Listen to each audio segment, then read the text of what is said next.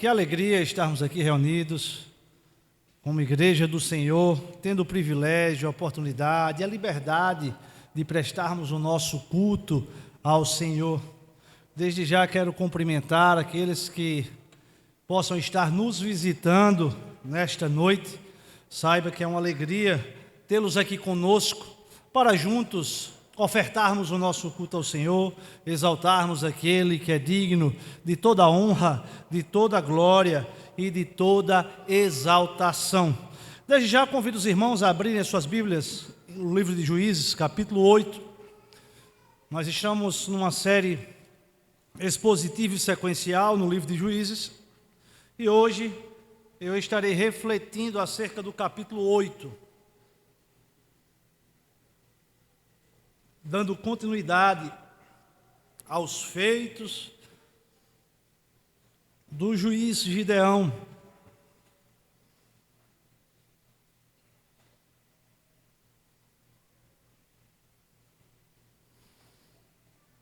Juízes capítulo 8, que diz a palavra do Senhor. Então os homens de Efraim disseram a Gideão: que é isto que nos fizeste? Que não nos chamaste quando fostes pelejar contra os midianitas? E contenderam fortemente com ele. Porém ele lhes disse: que mais fiz eu agora do que vós? Não são porventura os rasbiscos de Efraim melhores do que a vidima de Abiezer? Deus entregou nas vossas mãos os príncipes dos midianitas, Oreb e Zeeb. Que pude eu fazer comparável com o que fizestes? Então, com falar-lhes essas palavras, abrandou-lhes a ira para com eles. E vindo Gideão ao Jordão, passou com os 300 homens que com ele estavam cansados, mas ainda perseguindo. E disse aos homens de Sucote: dai, peço-vos alguns pães para estes que me seguem, pois estão cansados, e eu vou ao encalço de Zeba e de Salmuna, reis dos midianitas. Porém os príncipes de Sucote disseram: porventura tens já sob o teu poder o punho de Zeba e de Salmuna, para que demos pão ao teu exército? Então disse Gideão: por isso, quando o Senhor entregar nas minhas mãos Zeba e Salmuna, trilharei a vossa carne com os espinhos do deserto e com os abrolhos. Dali subiu a Penuel e de igual modo falou aos seus homens. Estes de Penuel lhe responderam como os homens de Sucote, que lhes haviam respondido, pelo que também falou aos homens de Penuel, dizendo: quando eu voltar em paz, derribarei esta torre. Estavam, pois, Zeba e Salmuna em Carcó, e os seus exércitos com eles, uns 15.000 homens, todos os que restaram do exército de povos do Oriente. E os que caíram foram 120 homens que puxavam a espada. Subiu Gideão pelo caminho dos nômades e ao oriente de Noba e Jobeá, e feriu aquele exército que se achava descuidado. Fugiram Zeba e Salmuna, porém ele os perseguiu e prendeu os 2 reis dos midianitas.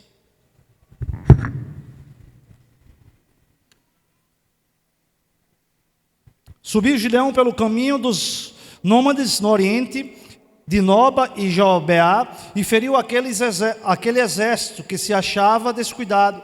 Fugiram Zeba e Salmuna, porém ele os perseguiu e prendeu os 2 reis dos midianitas, Zeba e Salmuna, e desbratou todo o exército. Voltando, pois, Gideão, filho de Joás, da peleja, pela subida de Heres, deteve um moço de Sucote e lhe fez perguntas. O moço deu por escrito o nome dos príncipes e anciãos de Sucote, 77 homens. Então veio Gideão aos homens de Sucote e disse: vedes aqui Zeba e Salmuna, a respeito dos quais motejastes de mim, dizendo: porventura tu tens já sob teu poder o punho de Zeba e Salmuna, para que demos pão aos teus homens cansados? E tomou os anciãos da cidade e espinhos do deserto e abrolhos, e com eles deu severa lição ao homem de Sucote. derribou a torre de Penuel e matou os homens da cidade. Depois disse a Zeba e Salmuna: que homens eram os que matassem Tabor? Responderam: como tu és, assim eles eram. Cada um se assemelhava a filho do rei. Então disse ele: eram meus irmãos, filhos da minha mãe. Tão certo como vive o Senhor, se os tivesse deixado com vida, eu não vos mataria a vós outros. Disse a Jeté, seu primogênito: dispõe-te e mata-os. Porém o moço não arrancou a espada, porque temia, porquanto ainda era jovem. Então disseram Zeba e Salmuna: levanta-te e arremete contra nós, porque qual homem tal a sua valentia? Dispôs-se, pois, Gideão e matou Zeba e Salmuna, e tomou o ornamento em forma de meia-luva que estava no pescoço dos seus camelos. Então os homens de Israel disseram a Gideão: domina sobre nós, tanto tu como teu filho e o filho do teu filho, porque nos livraste do poder dos midianitas. Porém Gideão lhes disse: não dominarei sobre vós, nem tampouco meu filho dominará sobre vós. O Senhor vos dominará. Disse-lhe mais Gideão: um pedido vos farei, dai-me vós cada um as argolas do seu despojo, porque tinham argolas de ouro, pois eram ismaelitas. Disseram eles: de bom grado as daremos. E estenderam uma capa, e cada uma delas deitou uma argola do seu despojo. O peso das argolas de ouro que pediu foram 1.700 ciclos de ouro, afora os ornamentos em forma de meia-lua, as arrecadadas e as vestes de púrpura que traziam os reis dos midianitas, e afora os ornamentos que os camelos traziam no pescoço. Desse peso fez Gideão uma estola sacerdotal, e a pôs na sua cidade, em Ofra, e todo Israel se prostituiu ali após ela. A estola veio a ser um laço a Gideão e a sua casa.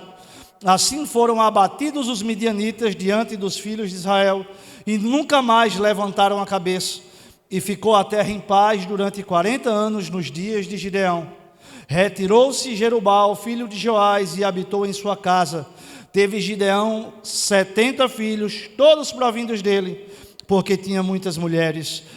A sua concubina, que estava em Siquém, lhe deu também à luz um filho, e lhe pôs por nome Abimeleque. Faleceu Gideão, filho de Joás, em boa velhice, e foi sepultado no sepulcro de Joás, seu pai, em Ofra dos Abiezritas. Morto Gideão, tornaram-se a prostituir-se os filhos de Israel, após os Balaíns, e puseram Baal-berite por Deus. O filho de Israel não se lembraram do Senhor seu Deus, que os livrara do poder de todos os seus inimigos ao redor, nem usaram de benevolência com a casa de Jerubal, a saber, Gideão, segundo todo o bem que ele fizera a Israel. Feche seus olhos, curve sua cabeça nesse momento. Vamos orar ao Senhor mais uma vez. Soberano Deus e eterno Pai, nós te damos graças, Senhor, por estarmos reunidos nessa noite, Pai, para te louvar, para bendizer, mas para ouvir a Tua voz, Pai. Ó Deus, eu te clamo, Pai, ilumina minha mente para que a Tua palavra seja exposta com fidelidade. Prepara os nossos corações, Pai, para receber os Teus ensinamentos, e que o Senhor venha, Pai, promover quebrantamento, arrependimento, que o Senhor possa ser exaltado nesta noite, que tudo que venhamos fazer venha a ser para o louvor da Tua glória. É assim que te oramos e te agradecemos em nome do Senhor Jesus. Amém. Meus amados irmãos, no domingo passado, nós estivemos meditando no capítulo 7, onde Gideão, orientado pelo Senhor, ele triunfou de forma gloriosa nos combates aos quais ele foi submetido. E foi uma vitória muito pujante. Entretanto, parte daquele povo dos midianitas que se opunham ao povo de Deus. Eles conseguiram se evadir, eles fugiram daquela localidade. E no capítulo 8, que acabamos de ler, nós vamos observar ainda acerca de Gideão, os seus altos e baixos na sua caminhada. Um Gideão que em dados momentos se aparece como um homem humilde e temente a Deus. E em outros momentos se aparece como um homem orgulhoso, vaidoso. Um homem diplomático ao negociar com aqueles que estavam ao seu derredor, que eram aliados antigos. E ao mesmo tempo um homem com ímpeto por vingança. Em dados momentos, um homem que está disposto a renunciar do poder em amor de um propósito maior, determinado pelo Senhor. Em outro momento, relampejos de um homem de um coração ainda apegado com as coisas dessa terra. Nesta porção das Escrituras, nós podemos ver circunstâncias da vida de Gideão, algumas chamando a atenção pela sua sabedoria, outra revelando a sua insensatez e falta de sabedoria. Do verso 1 ao verso 3, nós percebemos que Gideão ele age com diplomacia com os homens da tribo de Efraim que haviam o questionado. Aqueles homens eram aliados do povo de Deus.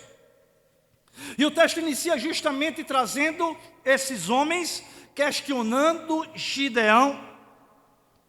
E é importante lembrarmos que a tribo de Efraim, essa pelas quais os homens estavam questionando, eram irmãs da tribo de Manassés e eram a mais rica e poderosa tribo do norte, ficando atrás apenas de Judá. Não se tratava de qualquer tribo. Seu território ficava num lugar extremamente estratégico e central.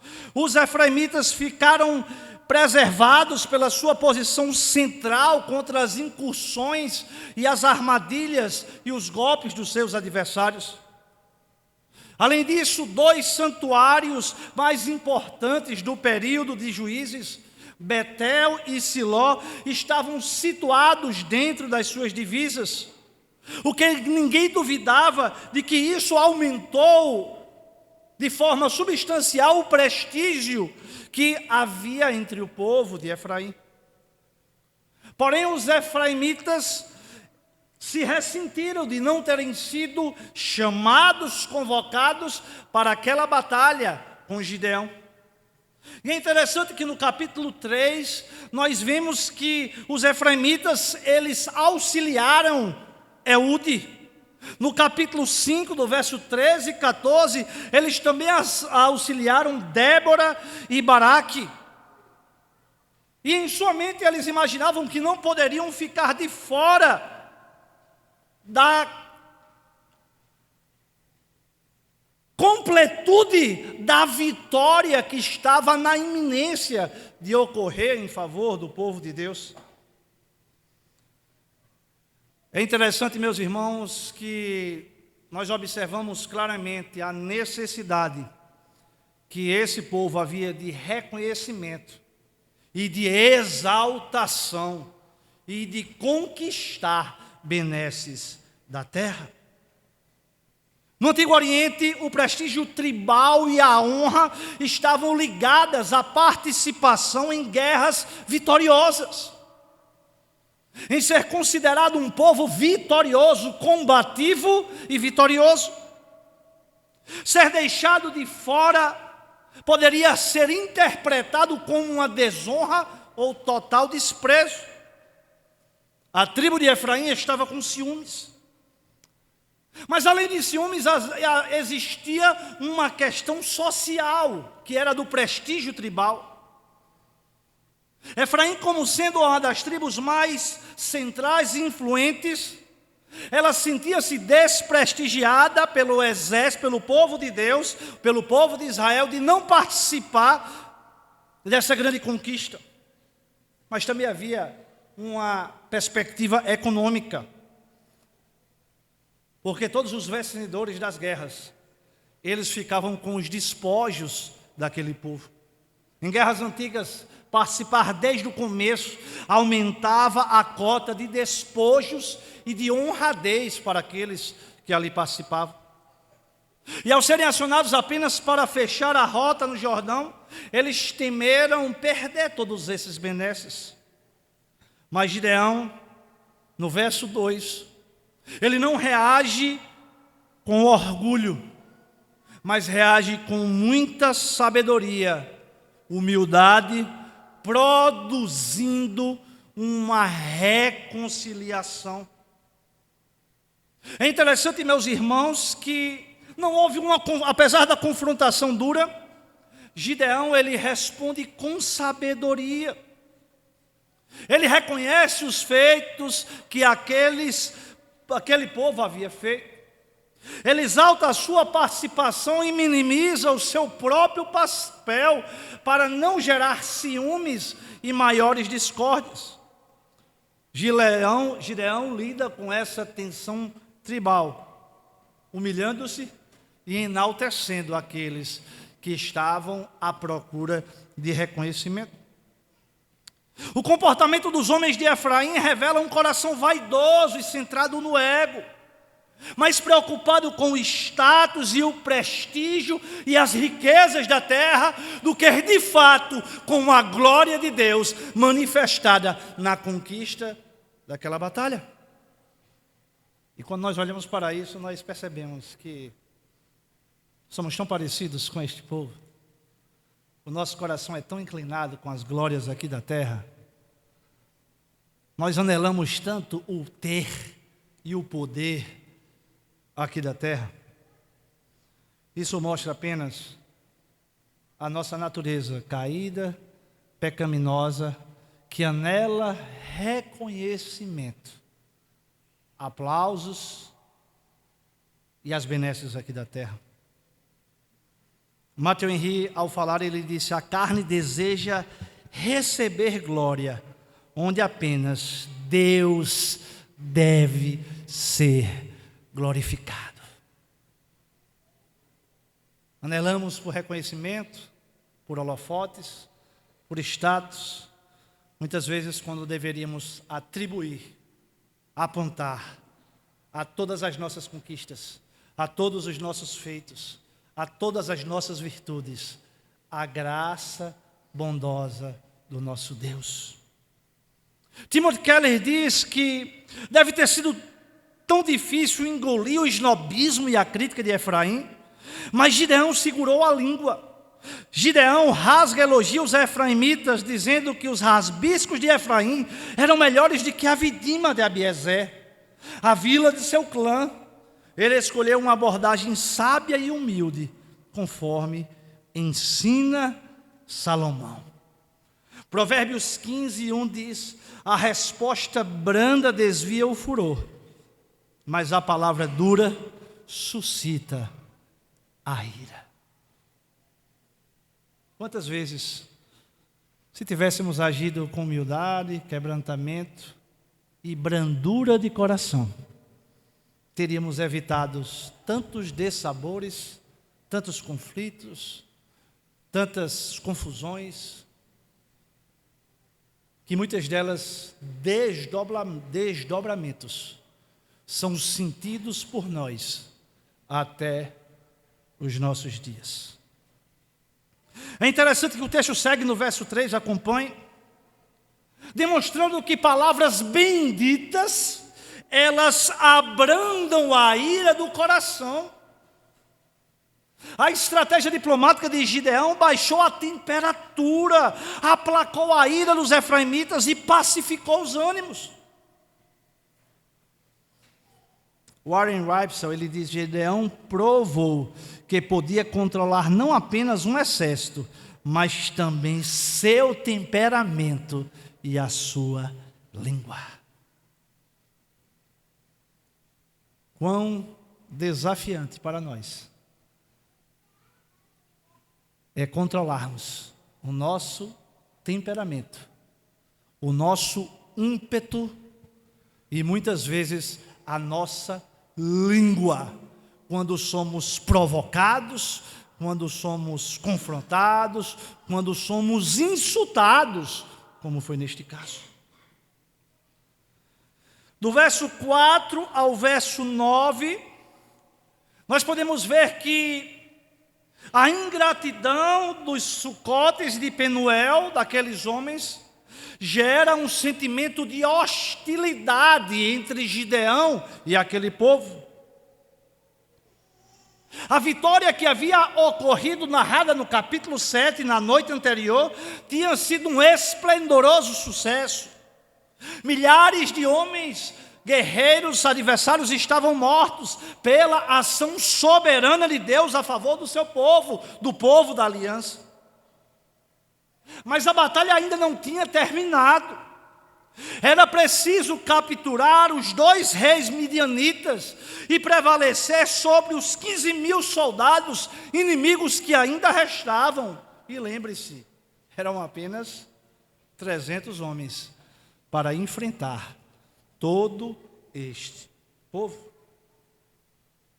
E para essa empreitada, Gideão tem seus pedidos de apoio negados pelos chefes dos sucotes e pelos homens de Penuel, gerando grande ira em seu coração e um desejo ávido por vingança.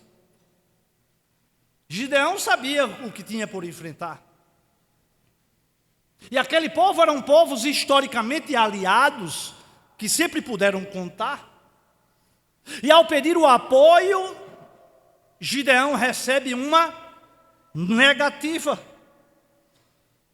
O comentarista Arthur Kundal diz que o exército de Gideão havia se equipado com vistas a um ataque de surpresa, e não para a perseguição longa a um exército desbaratado.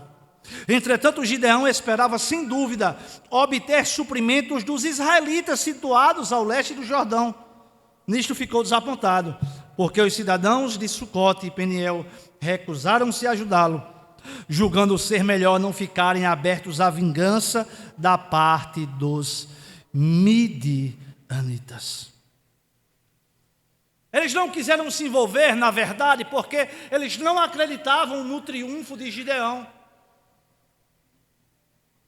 E eles tiveram medo de apoiar Gideão, e Gideão ser derrotado, e como consequência, eles tornarem-se inimigos e alvos da ira dos midianitas, tão temidos.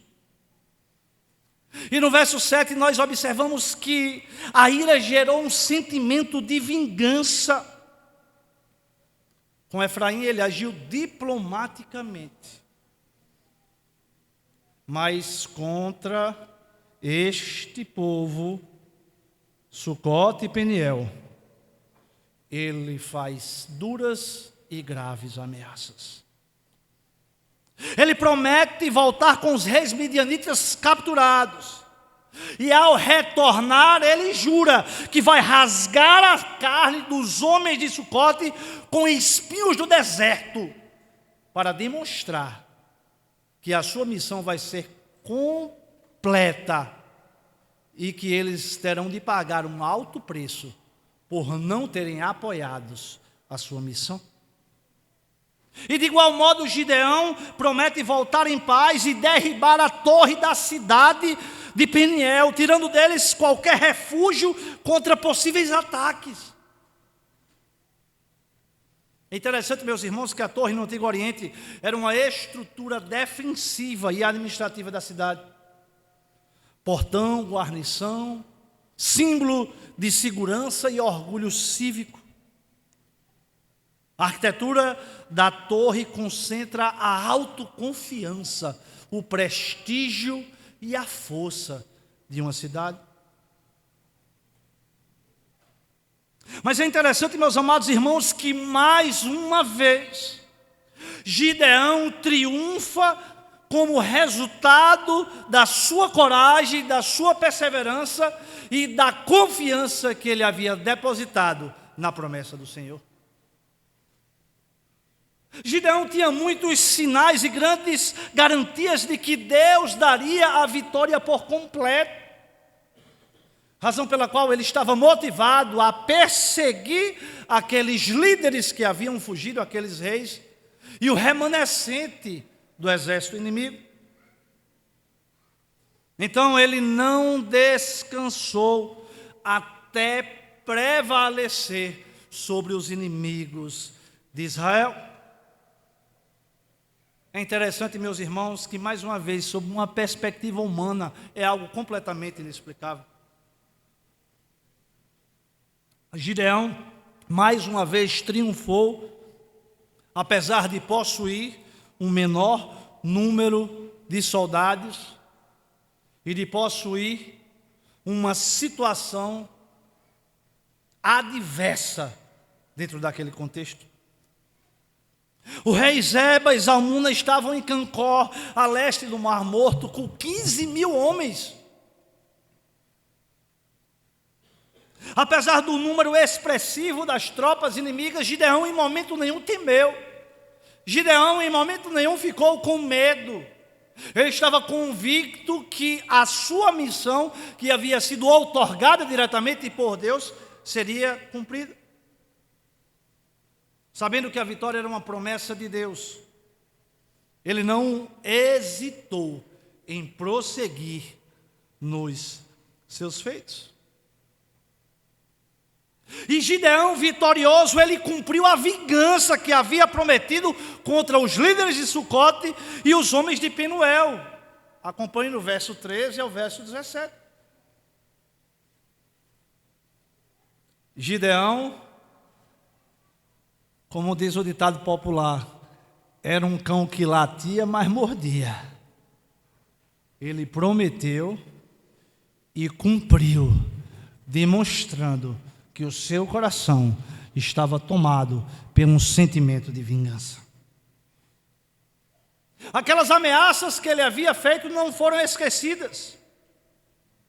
Gideão voltou com os 2 reis presos e retribuiu o mal a que havia prometido para aquele povo. Entre o verso 13 e o verso 16, nós lemos que Gideão ele prendeu um jovem em Sucote e exigiu que aquele jovem escrevesse o nome de 77 homens, príncipes e anciãos daquela cidade. E Gideão tomou os anciões da cidade, os príncipes da cidade, como prometeu. Passou-lhe os espinhos do deserto, os ferindo gravemente, até uma dolorosa morte, cumprindo com aquilo que havia prometido. Já aos homens de Peniel, no verso 17, diz que ao chegar em Peniel, ele derrubou a torre e matou todos os homens da cidade. Aquele homem da paz do verso 1 agora é um homem vingador, terrível, implacável. Aquele grande diplomata que negociava, que se demonstrava humilde, que estava disposto a renunciar para manter a paz, tornou-se um homem sanguinário e com gosto de sangue na sua boca. E meus amados irmãos, olhando para Gideão e olhando para as nossas vidas, como o coração do homem é semelhante em todo o tempo. Como em dadas circunstâncias, nós agimos de forma conciliatória, de forma sábia, de forma prudente, e como em situações completamente diferentes, agimos de forma destemperada, sanguinária, faltando sabedoria e agindo semelhantemente aos ímpios que não têm os preceitos do Senhor guardados no coração e que vivem apenas para satisfazer o seu bel prazer. Do verso 18 ao verso 21, nós podemos observar que Gideão ele estava mais à procura de uma vingança pessoal. Porque os seus irmãos, os filhos da sua mãe, haviam sido assassinados justamente por esses reis em tempos passados no Monte Tabor. E ele pergunta aos reis que eles mataram, e os reis respondem meio que sarcasticamente, porque eles sabiam que não escapariam das mãos de Gideão. E Gideão faz questão de informar que aqueles homens que eles haviam matados eram os seus próprios irmãos. E agora chegaria o momento da grande vingança, de ele justificar a vida dos seus irmãos mortos. Timothy Keller chega a sugerir que a perseguição cruel e incansável de Gideão foi menos motivada pelo desejo de completar a libertação do povo de Deus do que pelo desejo pessoal de vingança, pela honra da própria família. Ele estava mais preocupado em honrar e vingar a sua família do que de fato cumprir plenamente o propósito de Deus. E é interessante que Gideão pede a Jeté, seu filho mais jovem, para matar aqueles dois reis à espada.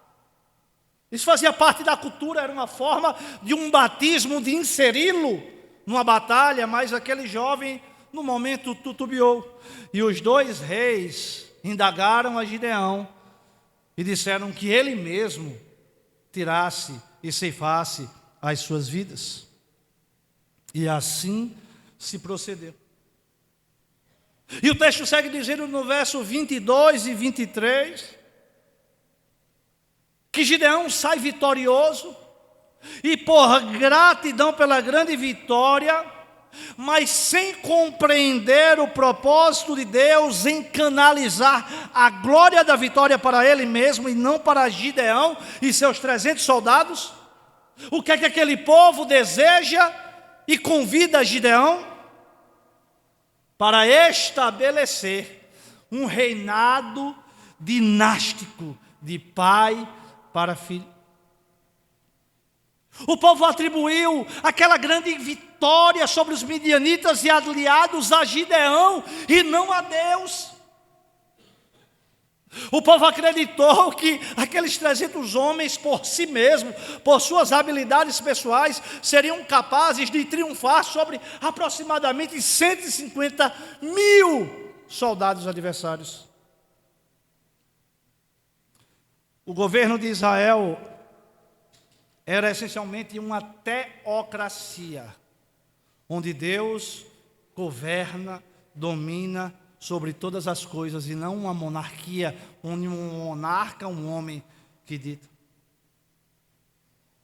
Mas Gideão, ele consegue discernir o pedido que o seu povo queria ser governado por homens e não por Deus. E Gideão recusa, trazendo o seguinte argumento no verso 23: o Senhor vos dominará. Gideão, no momento de sensatez, ele disse: não sou eu que vou governar vocês. É o Senhor que governa todas as coisas, inclusive as nossas vidas, que irá governar e dirigir o nosso futuro. Os israelitas não precisavam de um rei a quem obedecer. Eles precisavam obedecer ao rei que já tinha, o Senhor soberano sobre todas as coisas. E mais uma vez, no verso 24 e verso 28, nós podemos ver que uma má decisão de um líder trazem consequências, maldições para a sua família e para toda a nação. Arthur Kundal, comentando esse texto, ele diz: o capítulo final da vida de Gideão aparece anticlímax das ações heróicas da sessão anterior. Um homem que havia liderado seus patrícios tão magnificamente estabelece agora um exemplo deplorável de autoindulgência, em que se envolve ele mesmo, sua família e toda a nação. Talvez seja mais fácil honrar Deus mediante ação corajosa sob a luz de uma emergência nacional do que honrá-lo persistentemente no dia a dia, que exige um tipo diferente de coragem. Gideão passou pelo teste da adversidade com distinção, porém não foi bem sucedido no teste da prosperidade. Verso 24 e 26, nós podemos observar que Gideão, ele passou a desejar e a cobiçar as riquezas do mundo. Ele no verso 24, ele pediu uma recompensa pela libertação do povo. E ele ficou muito rico, ele então pediu ouro dos despojos, arrecadando cerca de 19 quilos de ouro. O estilo de vida passou a ter para quem se considerava membro da família mais nobre, da tribo de Manassés, de grande ostentação. Ele não aceitou de fato o ofício de rei, mas a sua vida prática era como de um rei ímpio. Gideão poderia ter aprendido com Abraão, o ancestral da nação de Israel, que depois da sua vitória na batalha não tomou coisa alguma para si. Ele recusou qualquer coisa, qualquer desposto vindo do rei de Sodoma.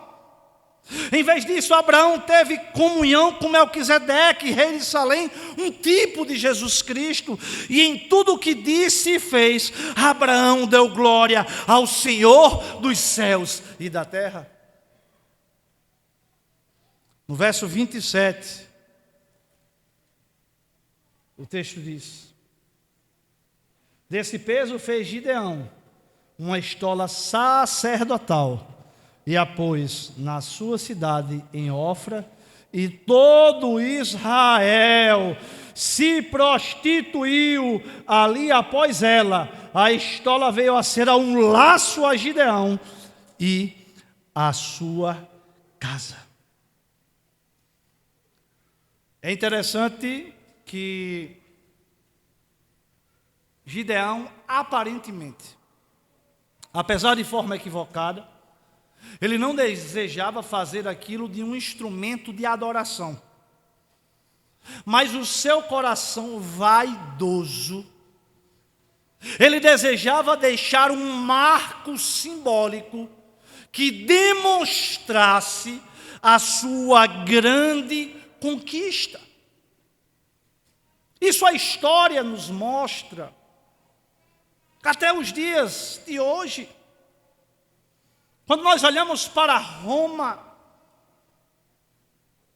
Roma celebrou a vitória sobre Jerusalém, erguendo o arco de Tito. Em Paris, na principal avenida, na Champs-Élysées, no final da Champs-Élysées, você vê um grande arco, o Arco do Triunfo, para celebrar as conquistas de Napoleão Bonaparte. O coração humano sempre foi vaidoso. E Gideão, demonstrando e transbordando isso, ele age de forma aparentemente inofensiva. Inofensivo, o símbolo de uma grande vitória, transformou-se em tropeço para ele e toda a sua família.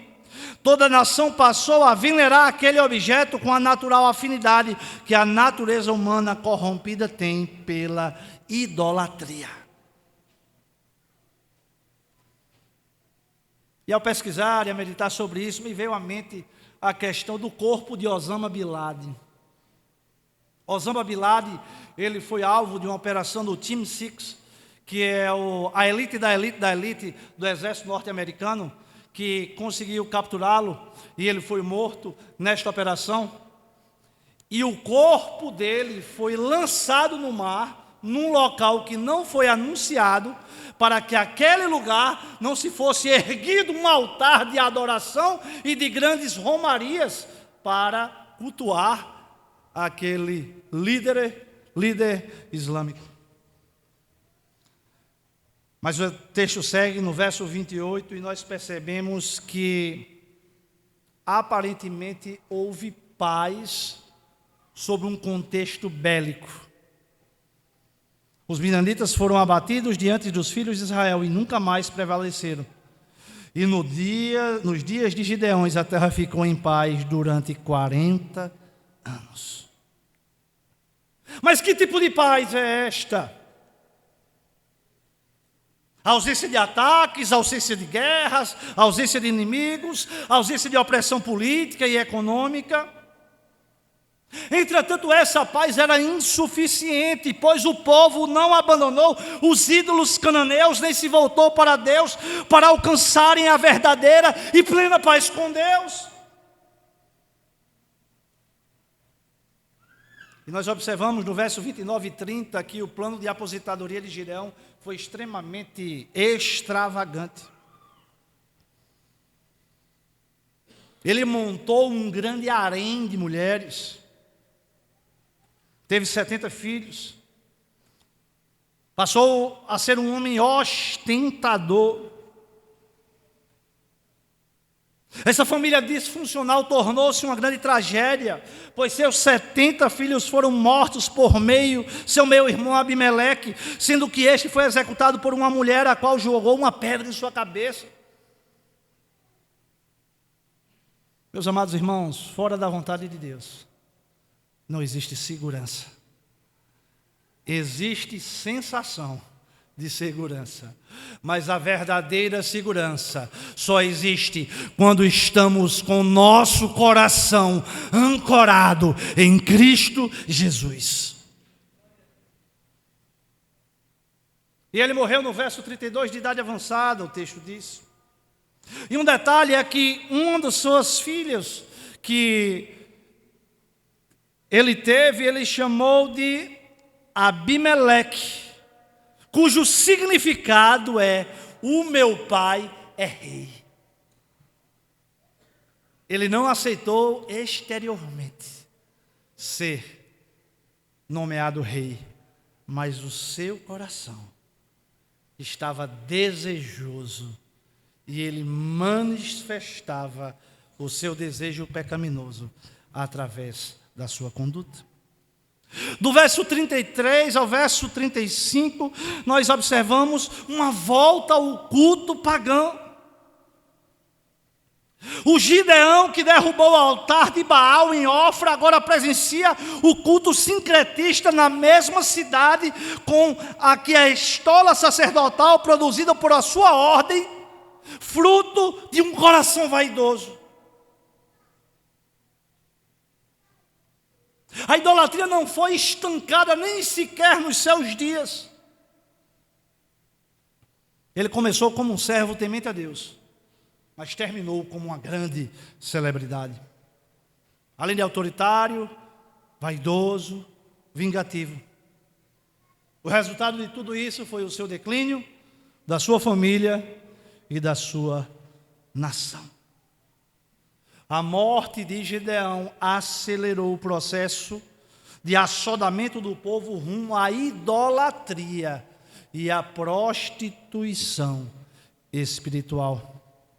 Os filhos de Israel foram atrás dos Balaíns e puseram Baal-berite na posição de Deus. E é interessante que na mente deles o Senhor poderia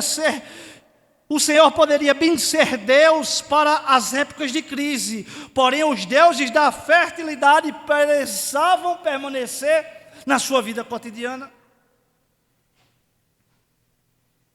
E como isso é atual? E como isso é verdadeiro? As pessoas querem ter Jesus como Salvador, mas querem guardar os seus ídolos num lugar especial e cativo dentro dos seus corações, impedindo que Cristo reine e de fato seja o Senhor das suas vidas. E o resultado deles terem se rendido aos deuses cananeus é que Israel esqueceu do Senhor. O verso 34 é muito claro. Esqueceram do Senhor, esqueceram de Deus, dos seus grandes feitos, da sua benevolência com a casa de Gideão.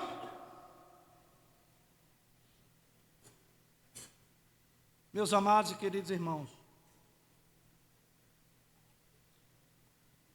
o capítulo 8 do livro de Juízes, ele ergue-se um grande marco de advertência solene a todo o povo de Deus, para mim e para você. Após a libertação gloriosa conduzida por Gideão, nós somos lembrados que as maiores tentações espirituais nem sempre emergem nas horas de crise, mas frequentemente elas florescem nos momentos de abundância. Eu imagino que muitas vezes Deus nos poupa de nos dar tudo aquilo que nós desejamos nessa terra, para que o nosso coração não se torne vaidoso, arrogante e nos afastemos da doce e gloriosa presença do Senhor. Quantos irmãos que nós conhecemos ou até já vivenciamos isso, orávamos tanto por uma coisa legítima, para conquistarmos algo legítimo, e quando aquilo foi conquistado, ofertado graciosamente pelo nosso Senhor, nós erigimos aquilo para um altar que passou a concorrer com a nossa comunhão com o Senhor, com a nossa adoração a Deus.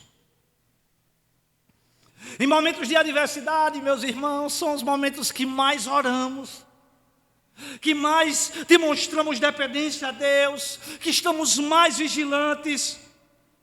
No entanto, o coração corrompido, humano pelo pecado, mostra-se mais propenso à queda quando está cercado pelo conforto e pela exaltação. Está tudo bem na sua vida, vigie. Deixe a guarda sempre levantada. Porque nós começamos a relaxar. Nós começamos a achar que somos espirituais demais. Eu prego todo domingo. Eu faço isso, eu sou aquilo. E a gente começa a se comparar com outras pessoas. A gente tem uma mania, a gente tem uma facilidade de se comparar. E observe que a gente só se compara com pessoas, pequenas. Meus amados irmãos, a vitória ela deve ser conduzida e deve nos conduzir à gratidão e à humildade, mas muitas vezes ela tem nos conduzido ao orgulho e à idolatria. Gideão, mesmo tendo sido instrumento de Deus para livrar Israel, ele vacila no final da sua trajetória. Ele se deixa seduzir pelo ouro do povo e constrói e manda ser produzida uma estola sacerdotal que se torna tropeço para ele, para a sua casa e para a nação. Esse é um retrato claro de como o sucesso pode promover a apostasia quando o coração do homem não está completamente firmado no Senhor.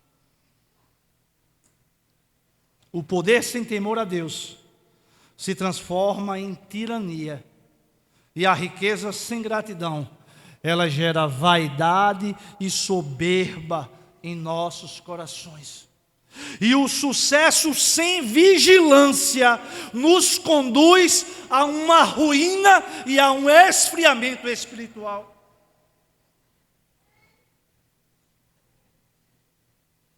Não estou pregando nem fazendo apologia à miséria e à desgraça de ninguém. Mas muitas vezes, nós, quando estamos numa condição, sob uma perspectiva objetiva e humana que nos dá conforto, a gente começa a negligenciar e acha que a nossa segurança está no emprego, está na empresa, está no rendimento, está na amizade, está nos meios sociais, e começamos a negligenciar a nossa comunhão com o Senhor. A prosperidade, ela é uma bênção. A prosperidade para bons mordomos é uma bênção para o reino de Deus.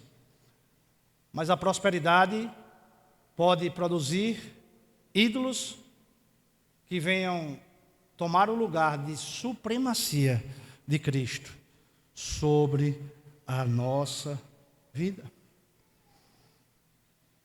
Esquecer de Deus é abandonar a memória da aliança que o Senhor fez conosco. Esquecer da cruz, da graça, da palavra, dos efeitos do Senhor é o primeiro passo para que rumo a outros deuses, ainda que não sejam de pedra ou de madeira, que não sejam os ídolos de prateleira, mas os ídolos do coração. E como somos rápidos em identificar os ídolos de prateleira? As imagens de escultura. E como muitas vezes somos morosos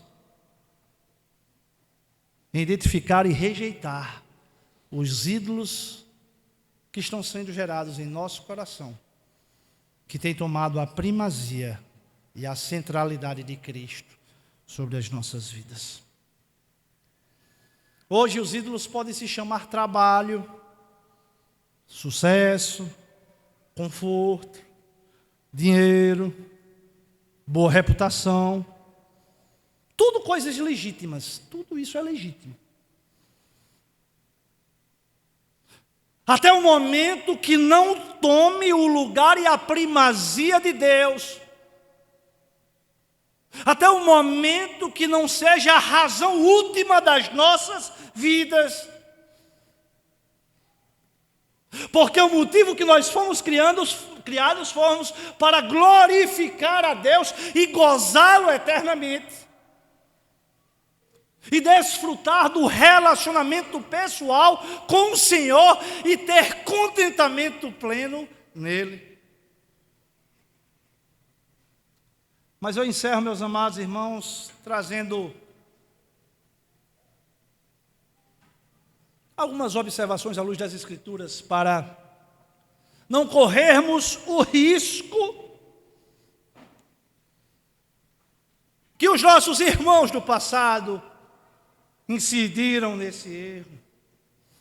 Como nos mantermos fiéis ao Senhor. Em primeiro lugar, meus amados irmãos, dentre tantas coisas, lembrando diariamente quem Deus é e o que Ele fez em nosso favor. O salmista disse: bendize, ó minha alma, ao Senhor, e não te esqueças de nenhum dos teus benefícios. A alma, o coração humano necessita ser exposto diariamente ao Evangelho. Olharmos e percebermos que somos pecadores, miseráveis, que necessitamos de um Salvador. Precisamos da leitura da palavra, da oração, da comunhão, do jejum, de participarmos da ceia do Senhor, do culto, da comunhão dos santos, exercitarmos as disciplinas espirituais que nos fazem lembrar da aliança e da fidelidade do Senhor para conosco, apesar de quem somos.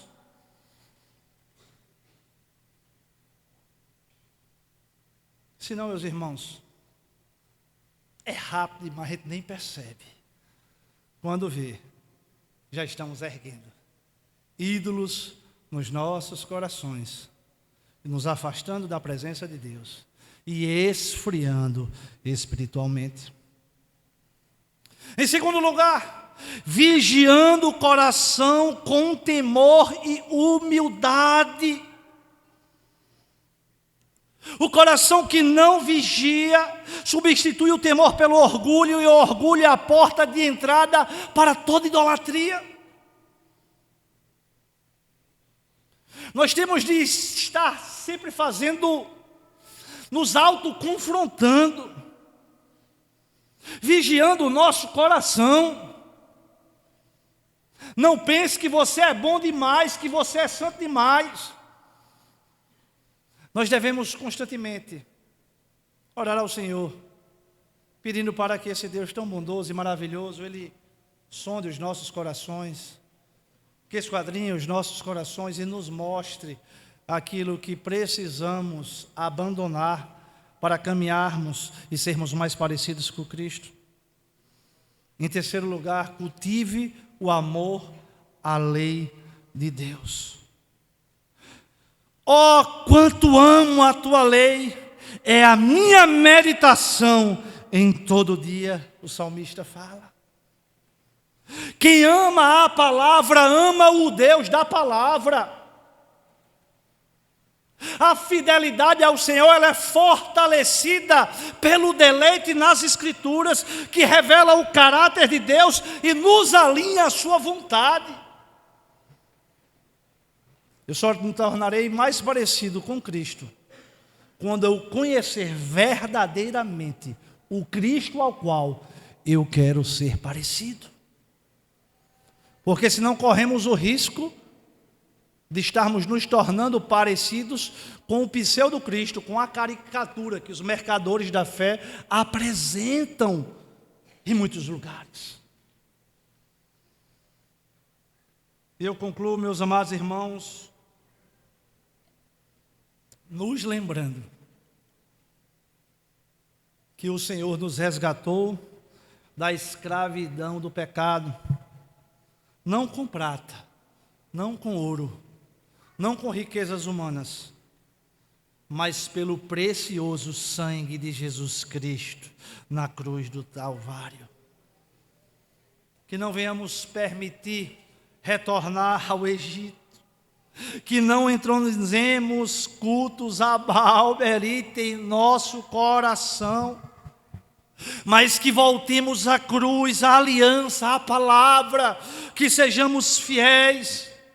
A fidelidade ao Senhor é uma resposta amorosa à sua graça, e nela encontramos vida, nela encontramos alegria, e nela encontramos todas as sortes de bênçãos espirituais. Obedecer ao Senhor não é um fardo, mas é um caminho de vida abundante em Cristo Jesus. As bênçãos da fidelidade, elas não são apenas materiais, mas espirituais. Termos paz com Deus, segurança na alma, alegria na alma e comunhão com a igreja do Senhor, dentre muitas outras. Segurança nenhuma, meus irmãos, que o mundo nos oferece, que o emprego, que o concurso, que o status, que o conhecimento desta terra promove, é comparável a termos paz com Deus. Que mesmo em meio aos furacões da vida, nós paramos e nos lembramos que o Senhor está no controle de todas as coisas, que o mundo pode estar desabando, mas Ele permanece fiel, que as coisas podem estar adversas, mas Ele não é homem para que minta, nem filho do homem para que se arrependa. Tudo aquilo que Ele prometeu na sua palavra vai se cumprir, para que Cristo Jesus seja glorificado. A esperança da vida eterna é algo incomparável. Nós não podemos perder a alegria da salvação, meus irmãos. O salmista, certa vez, ele disse: Senhor, torna-me a dar a alegria da salvação. Charles Spurgeon diz: a obediência não nos torna filhos. Ela é o sinal que, de fato, somos filhos. Que essa porção das Escrituras desperte nos nossos corações e nos alerte acerca do perigo da autossuficiência, que mesmo nos tempos de bênçãos e conquistas, nos mantenhamos humildes e dependentes do Senhor, de joelhos prostrados em oração, com os olhos fixos em Cristo Jesus, o autor e consumador da nossa fé. Pois não é o sucesso que nos preserva, mas a graça sustentadora e abundante de Cristo Jesus sobre as nossas vidas. Que Deus nos abençoe, nos fortaleça, para nunca retrocedermos e abandonarmos o verdadeiro Deus para servirmos a falsos deuses. Que Deus os abençoe em Cristo Jesus. Vou convidar o pastor Ivan para dar prosseguimento, está celebrando a ceia do Senhor. Tem microfone aí?